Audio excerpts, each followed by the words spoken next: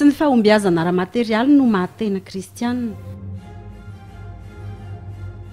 Saika mitona ho kristiana avokoa ny akamaroan'ny malagasy ankehitriny.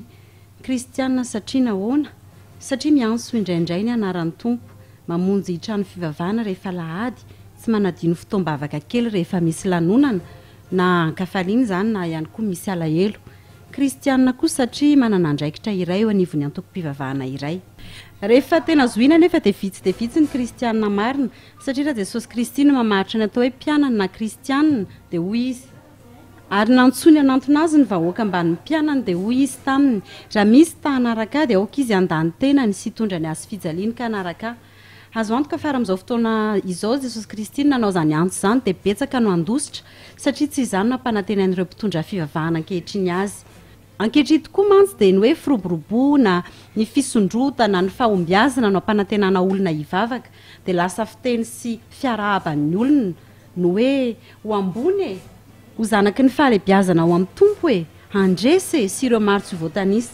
Ry kristiana malala, fantaro fa tsy nampanantenana fiainana feno fahamboniana sy fahombiazana amin'ny lafiny tahaka izany itsika kristiana. Raha ny antso ny mpianatra izy dia izao no fepetra takiny. Raha misy tahanaraka ka tsy mankahala ny rainy sy ny reniny sy ny vadiny sy ny zanany sy ny rahalahiny sy ny anabaviny, eny na ny ainy koa aza dia tsy azo ekena ho mpianatra izy. Ary nazovy no tsy mitondra ny azy fijaliana ka tsy manaraka dia tsy azo ekena ho mpianatra izy. Ary toy izany koa ianareo rehetra izay tsy mahafoiza rehetra hanananareo dia tsy azo ekena ho mpianatra. Izany hoe ny fiarahana amin'ny tompo amin'ny voalohany indrindra dia fahafoizana, famitsorana, fanaovana ny olon-tiana ny fianakaviana eny na ny tena azy aoriana sy ambany noho ny fitiavana an' Jesosy Kristy sy ny sitrapony.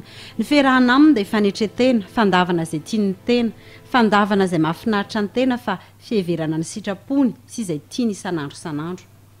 Tsy mahagaga noho izany raha lasa imason'ny kristiana ny fahombiazana ary manao ny fomba rehetra hatramin'ireo karazany nota isan-karazany izy ahazoana izay fampanantenana izay, fampanantenana nefa izay tsy mifanaraka amin'ny sitrapon'Andriamanitra akory, saingy diso atorondreo mpitarika fivavahana azy. Ny famarinana dia ny fiarahana amin'ny tompo dia finoana, izany hoe fekinana tanteraka aminy amin'izay hohanina isan'andro, hotafiana isan'andro, ny ho avy ray manontolo. Hoy ny voasoratra. Ary noho izany dia lazaiko aminareo hoe aza manany amin'ny ainareo dia izay hohaninareo na izay hosotroanareo, na ny amin'ny tenanareo dia izay hotafianareo, moa ny aina tsy mihoatra noho ny anina va ary ny tena noho ny fitafiana.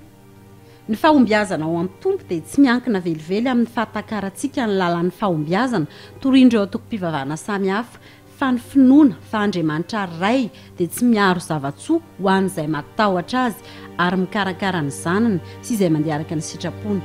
Ilain'ny kristiana dia ny finoana dia avy amin'ny toroteny ary ny toroteny dia avy amin'ny tenin'ny Kristy. Izany hoe raha miteny ny ray fa miantoka izy aza manahy, ny zanako sy ny asan'ny tanako dia aoka ho adidika ny teny diso haintsika loatra dia midika fa marina izany ary manatanteraka izany izy rehefa mandeha amin'ny fatahorana azy tsika. Fa masoandro sy apinga Jehovahandriamanitra, fahasoavana sy voninahitra no omeny Jehova, tsy aro zavatsoa amin'izay mandeha amin'ny fahitsiana izy.